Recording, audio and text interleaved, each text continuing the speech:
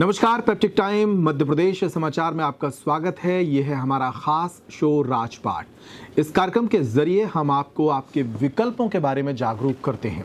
इस सेगमेंट के जरिए हम आपको बताते हैं कि आने वाले चुनाव में आपके सामने कौन से विकल्प हैं और उन्हें चुनने के पहले उनके बारे में आप जान लीजिए, उनकी सोच, उनके मुद्दे और उनके विषय समझ लीजिए। आज हमारे साथ मध्य प्रदेश की महाराजपुर विधानसभा सीट से कांग्रेस की टिकट की लालसा लिए प्रदीप चौरसिया हैं। प्रदीप चौरसिया मध्य प्रदेश का एक बड़ा चेहरा है क्योंकि वे अब तक ओबीसी महासभा की राजनीति करते आए हैं। ओबीसी महासभा एक बड़ा संगठन है जिसने चंबल और बुंदेलखंड के क्षेत्र में पिछले 2-3 वर्षों में कई बड़े आंदोलन किए हैं। ओबीसी के हक और अधिकारों के लिए आंदोलन करने वाला ये संगठन कभी भाजपा के नजदीक नजर आता है तो कभी कांग्रेस के नजदीक नजर आता है। और इस संगठन के एक बड़े नेता हैं प्रदीप चौरसिया, जो अब कांग्रेस से टिकट की दावेदारी कर रहे हैं। उनकी दावेदारी कितनी मजबूत है इस इलाके में, वो किस तरह से सोचते हैं, महाराजपुर उनका गृह क्षेत्र है, क्या सिर्फ इसलिए उनकी दावेदारी बनती है या फिर वो इस क्षेत्र के विकास को लेकर भी कुछ सोच रखते हैं। बागडोर के सेगमेंट में स्वागत है प्रदीप जी आपका। आपका स्वागत करते हुए पहला प्रश्न आपसे यही है कि ओबीसी महासभा में ठीक ठाक काम आप कर रहे थे जी, अब मुख्य धारा की राजनीति में आने का मन कैसे बना लिया और कांग्रेस से नजदीकी कब हो गई? देखिए, जहाँ तक नज़दीकियों की बात है तो लगातार चूँकि सामाजिक संगठन से जुड़े हुए हैं तो राजनीतिक दलों से मिलना जुलना, चूँकि हिस्सेदारी की बात हो या अपनी बात सरकार तक पहुँचानी हो, पक्ष हो या विपक्ष हो, तो उनसे तो मिलना जुलना लगातार बना रहा। रही बात राजनीति की, तो राजनीति की डिमांड प्रदीप चौरसिया की नहीं है। प्रदीप चौरसिया डिमांड इस समुदाय की है। प्रदीप चौरसिया कुछ भी नहीं है। ये समुदाय जो 97% समुदाय है, जो ओबीसी कम्युनिटी के साथ साथ समूचा जो वर्ग है, जो समूचे समाजें हैं जिनका हमें समर्थन प्राप्त है, ये उनकी डिमांड है। क्योंकि यहाँ शोषित पीड़ित वंचित समाज से लोग नहीं जा पा रहे हैं, नहीं पहुँच पा रहे हैं। इस वजह से ही उनकी लड़ाई को संगठन को लड़ना पड़ रहा है या हमारे जैसे युवाओं को लड़ना पड़ रहा है। यह कारण बने हैं। मैंने कोई अपनी तरफ से दावेदारी पेशोकश नहीं की है, वो तो सर्वे की बात है और सर्वे जो एजेंसियों के सर्वे हैं। और संगठन में शुरुआती दिन से भी कहता हूं कि जो संगठन निर्णय करेगा, हमारा ओबीसी महासभा संगठन, उस निर्णय को हम सर्वोपरि और सर्वमान मानकर ही आगे काम करने जा रहे हैं। पहला सवाल कर लेते हैं ताकि दर्शक इस पूरे इंटरव्यू को देखें। जी, आप महाराजपुर विधानसभा क्षेत्र से चुनाव लड़ेंगे या फिर कांग्रेस की टिकट पर ही चुनाव लड़ेंगे? आखिर अगर देखा जाए कि कांग्रेस की बात आती है जहाँ तक, या निर्दलीय बात आती है या कोई और दल से बात आती है, तो यह मन बना लिया है समूची जनता जनार्दन ने कि आप विकल्प के रूप में महाराजपुर से पहली प्राथमिकता। मैं खाली अगर सीमित दायरे की बात कहूँ तो मैं महाराजपुर तक सीमित नहीं हूँ। मुझे कहीं से भी छतरपुर के 6 सीटों से अगर संगठन को लगता है कि यहाँ पर विकल्प के रूप में प्रदीप चौरसिया, तो क्योंकि मैं एक चौरसिया जाति का नेता नहीं हूँ। अगर मैं जाति का नेता होता तो मैं गढ़ी मलहरा महाराजपुर में नगर पालिकाओं में, नगर परिषदों में अपनी जगह तलाशता। मैं चौरसियों का नेता नहीं हूँ। मैं सर्व समाजों के लिए मैंने लड़ाई लड़ी और सर्व हितों के लिए मैंने लड़ाई लड़ी है, इसलिए लोगों का रुझान जो है वो मेरी तरफ है। लेकिन मोटा मोटी जब आपकी तरफ देखते हैं तो यही 2 वजहें बड़ी समझ में आती हैं। एक तो आपका गृह क्षेत्र महाराजपुर है जी, दूसरा आप जिस जाति से आते हैं जी, उस जाति के जो मतदाता हैं वो महाराजपुर और गढ़ी मलहरा में ज्यादा है जी। इन 2 बड़ी वजहों के कारण ही आप महाराजपुर चुन रहे हैं? यह मेरा कुल का या मेरे समाज का, उसको मैं अपना सम्मान मानता हूँ कि वह लोग वहाँ पर बहुत आ जाते हैं। और यह काफ़ी लंबे समय से, लगभग जब से हमारे पूर्वज भी देख रहे हैं, संघर्ष कर रहे हैं, काफ़ी लंबे समय से अरसे से यह डिमांड चली आ रही है कि महाराजपुर से एक समाज का व्यक्ति चुनकर जाना चाहिए। ये तो सामाजिक बात हो गई। अगर आप अनदर समाज की, अगर सभी समाजों की बात करते हैं तो शोषित पीड़ित वंचित समाज से अगर बात करते हैं तो अभी तक राजाओं महाराजाओं के सिवा किसी को नहीं चुना गया है। और आज ग्राउंड अगर आप सर्वे पर जाएंगे, अगर नीचे जमीन अगर धधक रही है तो वह सिर्फ पिछड़ा वर्ग के लिए धधक रही है और सिर्फ ओबीसी चेहरे के लिए धधक रही है। उस विधानसभा क्षेत्र में काफी स्थापित नेता हैं, जैसे वर्तमान में विधायक नीरज दीक्षित ही हैं। कांग्रेस के अलावा नीरज दीक्षित के अलावा कांग्रेस के और भी वहां नेता हैं। अजय दौलत तिवारी हैं, वो टिकट मांग रहे हैं। निधि चतुर्वेदी हैं, वो टिकट मांग रही हैं। भारतीय जनता पार्टी ने तो वहां टिकट घोषणा ही कर दी। टीका राजा जो पूर्व मंत्री भंवर राजा के पुत्र हैं, उनको टिकट दे दी है। इन बड़े दिग्गज नेताओं के बीच में आप अपनी जमीन कहां पा रहे हैं? सीधा सवाल यह है कि आपकी जीत का गणित कहां बन रहा है वहां? पहले एक बात पर आते हैं हम आपकी कि नीरज दीक्षित। नीरज दीक्षित सिटिंग विधायक है। वो विधायक कैसे बने? वही एक एक्सीडेंटल विधायक है। दूसरी, अब तक उनके जितना कमजोर विधायक समूचे बुंदेलखंड में, ज़्यादा नहीं कहूँगा, समूचे बुंदेलखंड में नहीं है। निष्क्रियता के मामले में, क्षेत्र में निष्क्रियता के मामले में, क्षेत्र में विकास के मामले में, क्षेत्र में अपनी जो निधि होती है विधायक निधि के मामले में, आप चाहे स्वास्थ्य की बात करें, आप वो शिक्षा से जुड़े हो, उनका पूरा परिवार शिक्षा से जुड़ा हुआ परिवार है। आप शिक्षा पर देखिए, आप उन्हें निधि से लगभग 8 से 10,000 रुपये, कुछ 10 लाख, 10,000, सिर्फ 10,000 रुपये, मात्र 10,000 विधायक निधि से। हाँ, उसके प्रमाणित प्रमाण है। एक प्रिंट मीडिया ने छापा था, विश्वसनीय मीडिया ने। स्वास्थ्य के क्षेत्र में मात्र लगभग 2.5 से 3 लाख रुपए, कुछ ऐसा सुनने में आया था, चूंकि उसके प्रमाण मेरे पास नहीं आए हैं, इससे ज़्यादा नहीं। अब आती है बात ग्रामीण अंचलों की। तो अभी देखने में आया है कि हरपालपुर साइड जितने भी सरपंच वगैरह हैं, वो आज लालाहित हैं। सरपंच के साथ साथ एक आम व्यक्ति, गांव का अंतिम पायदान का व्यक्ति ये कह रहा है रोड नहीं है, लाइट नहीं है, पानी की व्यवस्था नहीं है, हैंडपंप नहीं है। ये मतलब रोजमर्रा की जरूरतें जो हैं, जो विधायक निधि से या विधायक के कार्यकाल में होनी चाहिए थी, उनसे पूरा क्षेत्र अनभिज्ञ है और कहीं ना कहीं विकास के नाम पर जीरो है। दूसरी बात आती है कि विश्वसनीयता की। तो उन्होंने ऐसा कोई कार्य नहीं किया है जिस पर जनता दोबारा से उनको चुने, या पार्टी प्लेटफॉर्म में जो उनकी शिकायतें हैं या जो उनके खुद के बयान हैं, मीडिया के सामने उन्होंने खुद बयान दिया था कि हम यहाँ जा रहे थे, हम वहाँ जा रहे थे, हमें ये, तो वो सारी चीज़ें कांग्रेस के पास हैं और यहाँ नीचे लेवल से लेकर ऊपर लेवल तक वो चीज़ें हैं। दूसरी बात आ गई आपकी, आपने कहा दौलत, तो अब यहाँ पर नीरज माइनस है। दौलत का नाम लेते ही आपने अब नीरज की फिर भूमिका आती है। हरपालपुर नगर पंचायत और नगर पालिका नौगांव, सबके पास प्रमाण है, ऑडियो वीडियो से लेके और प्रिंट मीडिया और मीडिया और प्रत्यक्ष रिजल्ट आपके सामने है। आज कांग्रेस का बहुमत होने के बाद भी दौलत तिवारी को अलग किया गया, एक कॉम्पिटिटर। बल्कि दौलत तिवारी अगर नगर पालिका चेयरमैन बन जाता तो इनके लिए आसानी होती। इनको हरपालपुर में अगर इनका चेयरमैन बन जाता तो आज इनको आसानी होती। अगर आज यह विधानसभा में पुनः इनको कांग्रेस टिकट देती तो आज इनको आसानी होती काम करने में, क्योंकि इनके वहाँ पे प्रतिनिधि बैठे होते, इनका प्रतिनिधित्व करने के लिए वो आगे बढ़ते। अब वही विरोध, वहीं पर इनकी एक लकीर खिंच गई, एक लंबी लकीर इनने स्वयं खींची। उसी तरीके से आप गढ़ी मलहरा महाराजपुर में आइए तो यहाँ पर भी हस्तक्षेप। मतलब पूरे क्षेत्र को जो एक सिकंजा है, इनने एक विधायक के नाते नहीं, एक कांग्रेस के विधायक के नाते नहीं, इनने अपने आप को स्वयंभू मानकर पूरी विधानसभा को कंट्रोल करने का काम किया है। तो आप कह रहे हैं वो एक फेल विधायक हैं और आपकी पार्टी जो आप कह रहे हैं कांग्रेस, उनको टिकट ही नहीं देगी? नहीं, मैं ये नहीं कह रहा हूँ, ये तो दावे, ये तो चल रहा है ये। अभी कांग्रेस की आक्रोश यात्रा आ रही, कांग्रेस की आक्रोश यात्रा आई, उन्होंने कलश यात्रा बिठा दी वहां पर। आप देखिए 5 साल कहाँ रही है विपक्ष की भूमिका में। आप छतरपुर में हैं, आप छतरपुर में मीडिया में आप बताइए इन्होंने विपक्ष की भूमिका क्या निभाई है 5 साल में? इन्होंने कांग्रेस को ही कमजोर करने का काम किया। चलिए थोड़ी देर के लिए मान लेते हैं और नीरज दीक्षित को इस चर्चा से अलग कर लेते हैं। मैं पूछ रहा हूं कि आपकी जीत का गणित क्या है? अगर मान लीजिए उनको टिकट ना देकर कांग्रेस ने आपको ही टिकट दे दी, आपकी जीत का गणित मुझे समझा दीजिए। आप ये देखिए, मैं जिस समाज से आता हूँ, एक बहुतायत वोट बैंक है। पहली प्राथमिकता ये एक मोटा वोट बैंक, बल्क, मतलब जहाँ से शुरुआत होनी है।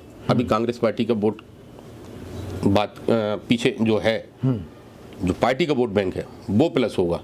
प्लस आप 97% जो समाज है वोट करने वाली, शोषित पीड़ित वंचित समाज, या कहें समूचे वर्ग, जो इनसे पीड़ित हैं, राजाओं से, महाराजाओं से, वह लोग देख रहे हैं, करा रहे हैं कि कोई तो आए जो इस व्यवस्था को सुधारे। ये मैं नहीं कह रहा हूँ, ये लोगों का कहना है, ये समाज का कहना है। हर समाज के अध्यक्ष, मैंने जो काम किया है, उन्होंने समर्थन पत्र दिए हैं मुझे। मैं किसी का समर्थन पत्र ले नहीं सकता हूँ।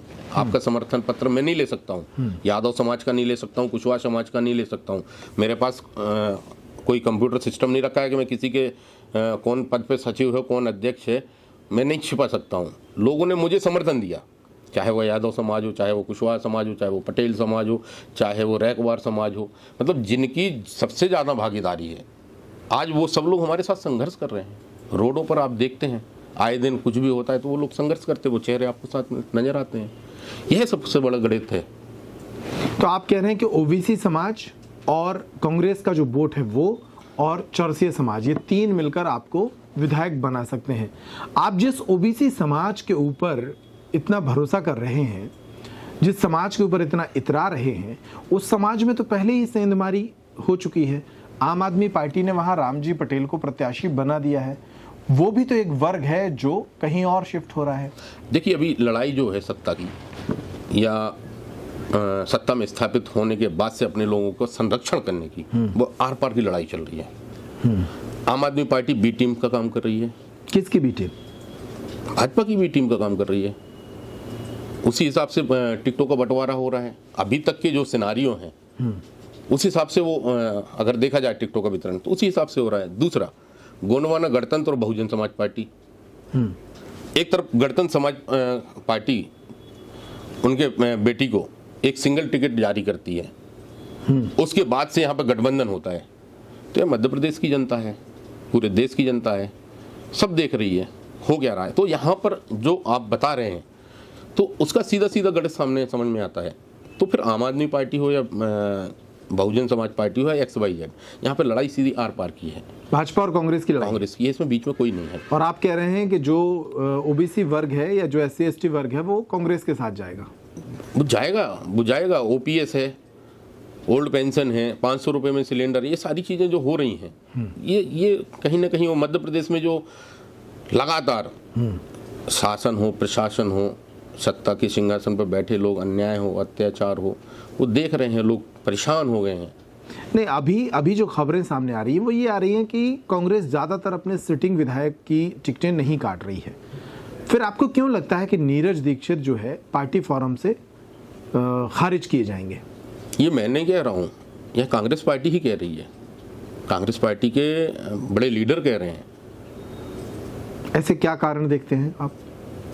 मैं कारण नहीं देखता हूँ, उनके पास ऑडियो है, उनके पास वीडियो है। भाई जब से सरकार जब गिरी है, विधायकों की खरीद फरोख्त हुई है, तब उसमें इनकी भी भूमिका सन्निग्ध नजर आई। ये मैं नहीं कह रहा हूँ, आपके चैनल से बैठकर मैं नहीं कह रहा हूँ, ये इनके ही पार्टी फोरम के लोग कह रहे हैं। यह कमलनाथ जी के पास सारी चीज़ें हैं, यह सारी चीज़ें ऊपर तक गई हैं, दिल्ली तक गई हैं। तो अब निश्चित है, अब उनको तय करना है। नहीं, भूमिका की बात कर रहे हैं। भूमिका तो कई बार आपके संगठन की भी संदिग्ध नजर आती है जी।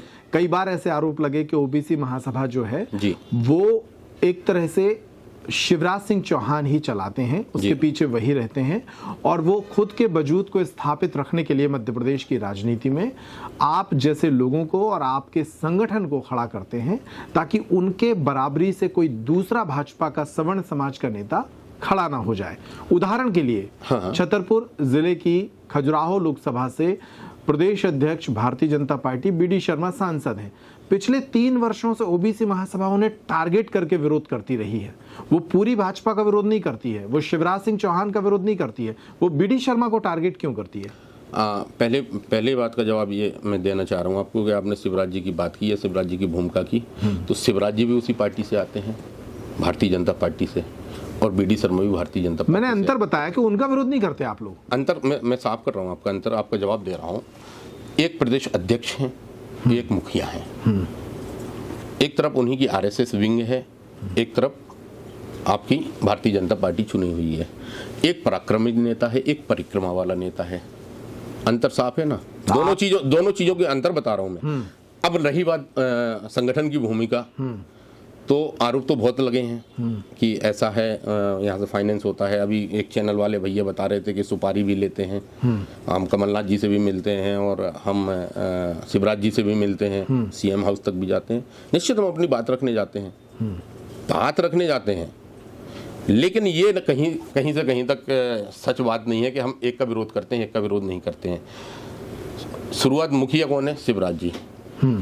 जब हम बात करते हैं 27% आरक्षण की, जब हम बात करते हैं राजनीतिक हिस्सेदारी की, तो हमने अपनी मांगें शिवराज जी को रखी।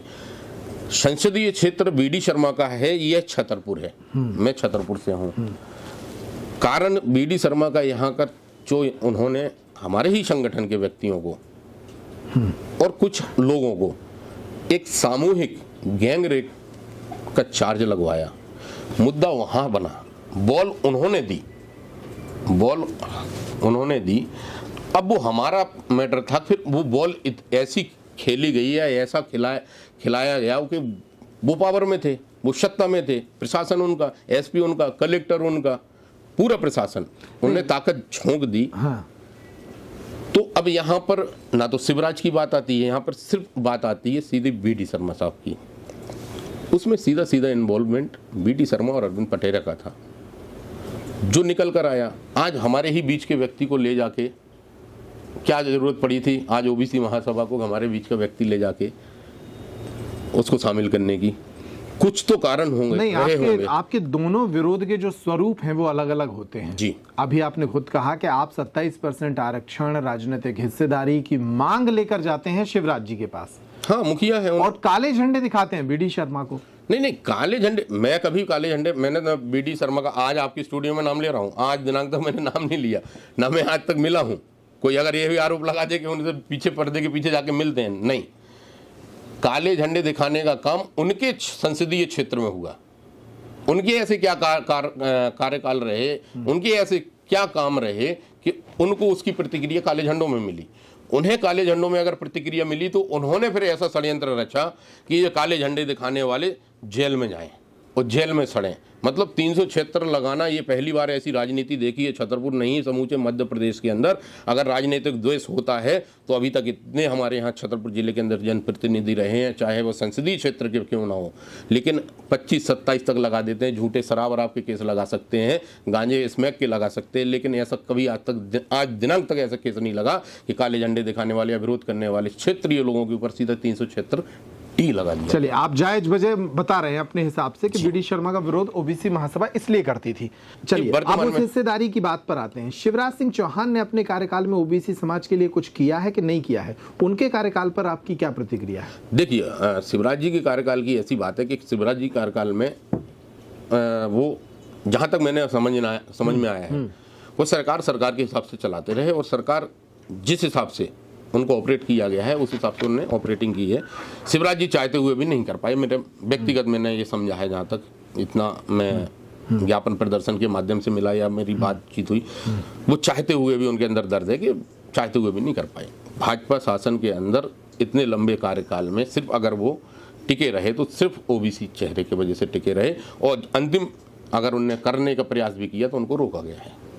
आज चयनित छात्र दरवाजे से वापस जा रहे हैं, आपके दरवाजे से आपका बेटा अगर वापस जा रहा है या आपके बच्चे वापस जा रहे हैं तो दर्द उनके अंदर भी है। वो भी चाहते हैं कि इस व्यवस्था में जब हमारी ही सुनवाई नहीं है, आप देख रहे हैं, तो बेहतर है कि व्यवस्था परिवर्तन की ओर जा रहा है, तो जो हो रहा है तो ठीक। एक आरोप तो आप पर भी बनता है कि आप जिस संगठन से आते हैं, ओबीसी महासभा संगठन, वो जातिवादी राजनीति करता है, और अब आप चुनाव में जा रहे हैं, तो क्या जातिवादी राजनीति का ये फॉर्मेट चुनाव में लागू हो सकता है? क्योंकि वहां तो आपको सबके वोट चाहिए है।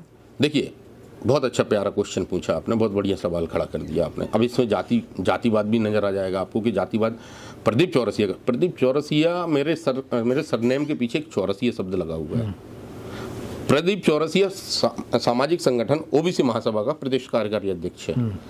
मैं जातिवाद करता तो मैं गढ़ी मल्हारा महाराजपुर, पुनः उस सवाल को कर रहा हूँ कि मैं अगर जातिवादी होता तो गढ़ी मल्हारा महाराजपुर के चौरसियों को साथ में लेकर पूरे शहर ही नहीं पूरे मध्य प्रदेश में जातिवाद नहीं, आप थोड़ा बड़ा जातिवाद करते हैं, एक बड़े वर्ग का जातिवाद कर रहे हैं। हाँ, वर्ग की बात आती है, वर्ग जाति नहीं है, जमात है साहब। ठीक है, आप उसको... अब यहाँ पर आप जो आपने जाति की बात कही, तो जाति है, जो जाति नहीं है और जमात एक जोड़ने का काम कर रही है। हमने उस बिखरे हुए समाज को जोड़कर एक मंच पर लाने का काम किया है। नहीं, उसमें कुछ लोगों को छोड़ने की बात भी तो करते हैं आप। नहीं, हमने किसी को छोड़ने की बात नहीं की है। हमने समूचे 97% कहा, तो 97% का मतलब ही है कि 3% को आप छोड़ना चाहते हैं। इसलिए छोड़ना चाहते हैं कि वो हमारी बात ही नहीं करते हैं। वो हमारे राजपाट की बात आती है तो हमारे राजपाट पे बात नहीं करते हैं। आज आपका सेगमेंट राजपाट है। हमें बताइए 6 विधानसभा में आपको जब से याद हो, और आज आपके स्टूडियो के माध्यम से मैं कहना चाह रहा हूँ, हमारे समाज को कहना चाह रहे हैं हम, कि आप याद कर लीजिए, आपके बच्चों को याद कर लीजिए, अपने आने वाले समय को याद कर लीजिए कि आपके लोगों की बात कब की जाती है, आपको सत्ता में बिठाने की कब बात की जाती है, संगठन में कब आगे भूमिका निभाने की बात की जाती है। जब आप अपनी बात कहने की बात करते हैं तभी आपको लात मारने का काम किया जाता है। जब वो हमारी बात नहीं करते तो हमें उनकी बात नहीं करना है। हमें नंबर 97 पे काम करना है। हमें नंबर 97 पे काम करना है। हम चाहे के भी अगर बात करें तो भी हमें वो वोट करने वाले नहीं हैं, इसलिए हम उनकी बात ही ना करें। वो हमारी बात नहीं करते, हम उनकी बात ना करें। तो इस बाकी व्यवस्था जो सामाजिक संरचना है उसमें हम बराबर हैं। हिस्सेदारी की बात आती है तो वो हमारी बात नहीं करना चाहते, हम उनकी बात नहीं करना चाहते हैं। बाकी हम सामाजिक संरचना जो है उसमें हम बराबर साथ हैं आपके। नहीं, लेकिन भारतीय जनता पार्टी तो ये दावा करती है कि वो सर्वजन हित को सोचती है, सभी समाजों की बात करती है। उनने आदिवासी महिला को देश का राष्ट्रपति बना दिया। उन्होंने आदिवासियों के लिए मध्य प्रदेश में कई योजनाएं शुरू की। उन्होंने ओबीसी वर्ग को लाभ देने के लिए कई योजनाएं शुरू की। तो वो तो बात करते हैं कि वो सभी समाजों को साथ लेकर चलते हैं। आप 97% पे अटके हैं। आपका जो सवाल है, इतना शानदार सवाल किया आपने कि वो सबकी बात करते हैं। आपने कहा आदिवासी। हमारे भारतीय राजनीति में पहली बार हमने ऐसे प्रधान सेवक देखे हैं कि जब चुनाव में गए तो पिछड़ा वर्ग का चेहरा बन के गए। जब पिछड़ा वर्ग का कास्ट सेंसस ओपन हुआ, विस्फोट हुआ, माननीय नीतीश जी और लालू जी के जो सपना था उन्होंने साकार करके बताया और कास्ट सेंसस निकाल के दे दिए। एक जाति का प्रमाण उन्होंने दे दिया कि आपकी जाति इतनी है, आपकी जाति इतनी है, आपकी हिस्सेदारी इतनी है। अब वही नीतीश और लालू जी जिन्होंने फर्जी मुकदमे, इन लोगों की सत्ता में फर्जी लठ, फर्जी जेल काटी, फर्जी चारा घोटाला लगाया, कितनी गालियां खाई हैं, वही हमारे अखिलेश मुख्यमंत्री रहते सबको लाभ दिया, सबके लिए काम किया। जब उनकी विदाई का समय आया तो गंगा जल छिड़का गया।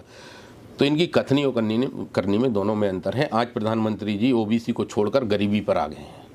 अब उनको ओबीसी डाइजेस्ट नहीं हो रहा है, क्योंकि अब राहुल गांधी जी ओबीसी का बात करने लगे। राहुल गांधी जी खुले मंच से ये कहने लगे हैं कि ओबीसी की हिस्सेदारी की बात कर रहे हैं।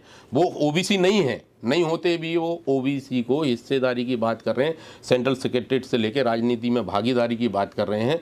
मध्य प्रदेश में चुनाव है इसलिए नहीं कह रहे हैं। पूरे देश के चुनाव मध्य प्रदेश के साथ संपन्न नहीं होना है, लेकिन वो मैसेज पूरे देश में जा रहा है, पूरे विश्व में वो मैसेज जा रहा है कि पिछड़ों के साथ कितना अन्याय, कितना अत्याचार हुआ, कितना ठगा गया, कितना छला गया है। तो बात अब आदिवासी राष्ट्रपति की बात करी आपने। हमारे प्रथम जो राष्ट्रपति महोदय हैं, हमारी सम्मान है, हमारे देश का सम्मान है। अब आदिवासी नहीं बोलेंगे, अब वो जातिवाद नहीं है। जब आप पूरे देश में डिंडोरा पीटेंगे कि हमने आदिवासी समुदाय से हमने राष्ट्रपति बनाया है, तभी बोलते हैं हमने कोविंद जी को दलित राष्ट्रपति बनाया। डिंडोरा क्यों कह रहे हैं? वो आपको प्रमाण दे रहे हैं। आप कह रहे हैं कि वो 3% की बात करते हैं, उन्होंने आपको प्रमाण दे दिया। सर्वोच्च पद पे बिठाने के बाद उनको आप जो दूसरी व्यवस्था है, जो हमारी सनातनी व्यवस्था है, हमारी धार्मिक व्यवस्था है, जो पहले संविधान से पहले हुआ करती थी, एक छुआछूत वाली, तो आज भी चाहे कोविंद जी हों, चाहे आज हमारी राष्ट्रपति महोदया जी हों, आज अभी नए संसद भवन का भी पूजन हुआ, उसमें भी दूर रखा गया। पिछली बार कोविंद जी के साथ देख लीजिए उनके साथ क्या हुआ। तो देखो, कथनी और करनी में दोनों चीज़ों में अंतर है। हिस्सेदारी देना और हिस्सेदारी को दे देना, दोनों में बहुत अंतर है। चलिए, अब वापस से आपके विधानसभा क्षेत्र पर आते हैं। मान लीजिए एक अवसर कांग्रेस ने आपको दिया और मान लीजिए जनता ने आपके अवसर को बना दिया। मुद्दे क्या है महाराजपुर विधानसभा क्षेत्र के आपके चुनाव लड़ने के? मुद्दे देखो, 4-5 प्रमुख मुद्दे होते हैं। पहला प्रमुख मुद्दा है शिक्षा का। मैं जनप्रतिनिधि एक विधानसभा से हो सकता हूँ, लेकिन विकास की अगर बात करें तो हम समूचे बुंदेलखंड के लिए काम करेंगे। वो DPR हमारे पास है, हमने ज्ञापन के माध्यम से कई बार सरकार ने उसमें से चीज़ें उठाई भी हैं। दूसरा आता है स्वास्थ्य। जितने भी हमारे ग्रामीण क्षेत्र में, अंचल में जितने भी हमारे हॉस्पिटल हैं, छोटे हों या बड़े हों, उनको उन्नत करने का काम करेंगे। तीसरा सबसे बड़ी समस्या जो हमारे यहाँ पर है और जिसको हम सबसे मजबूत व्यवस्था बना सकते हैं, वो है उन्नत किसान। किसानों की तरफ किसी की नज़र नहीं जाती है और किसानों के नाम पर ये लोग कितना लूटने खसोटने का और ठगने का काम करते हैं। चाहे वो खाद की बारी आती तो खाद की किल्लत होती है, बीज की बारी हो तो बीज की किल्लत होती है, पानी बिजली की बारी आती तो पानी बिजली की किल्लत होती है।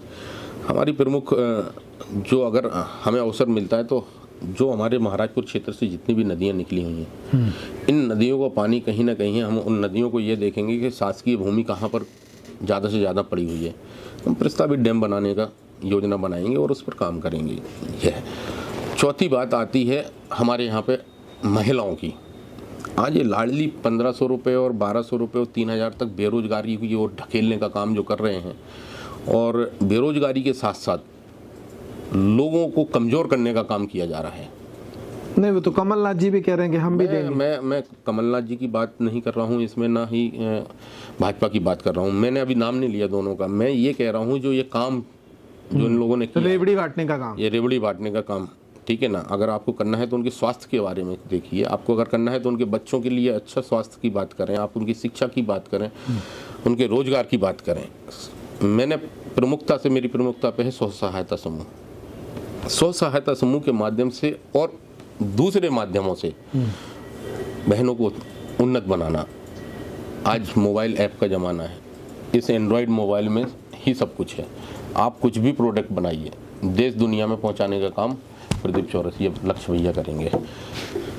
उसको कैसे करना है वो मैं स्वयं की निधि से या स्वयं के पैसे से करूँगा। मुझे निधि दी की भी आवश्यकता नहीं है। अगर मुझे अवसर मिलता है और मैं BPO के माध्यम से यहीं मध्य प्रदेश में ये बताऊंगा कि आपका मध्य प्रदेश के एक छोटे से देहात में बैठ के, छोटे से गांव में बैठ के आप उसको अगर विदेश भी भेजना चाहें उस प्रोडक्ट को, तो विदेश भी पहुंच सकता है। देश की तो किसी भी कोने में ही जा सकता है।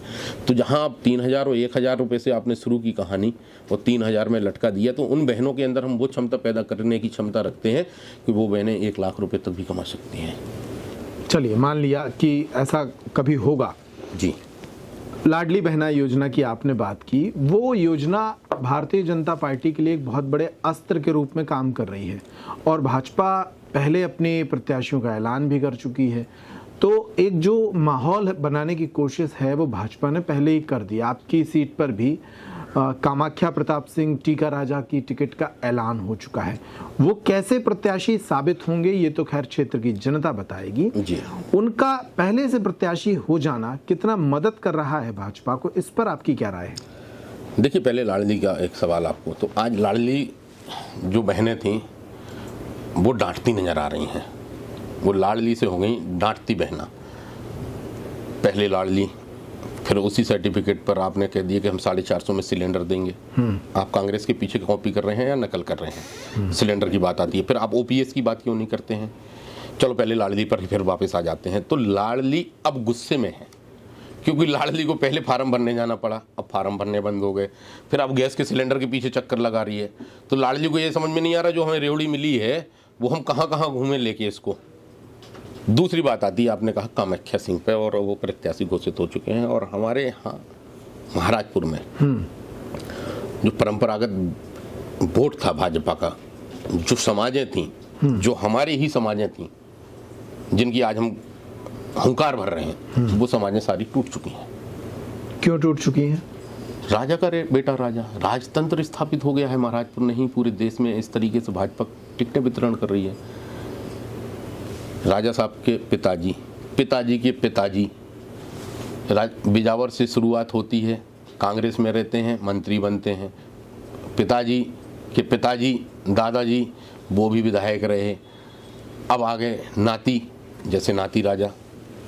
तो आप ये देखिए कि भाजपा में भाजपा के ही सबसे ज़्यादा शायद ही मध्य प्रदेश में इतने दावेदार थे जितने महाराजपुर विधानसभा में दावेदार थे।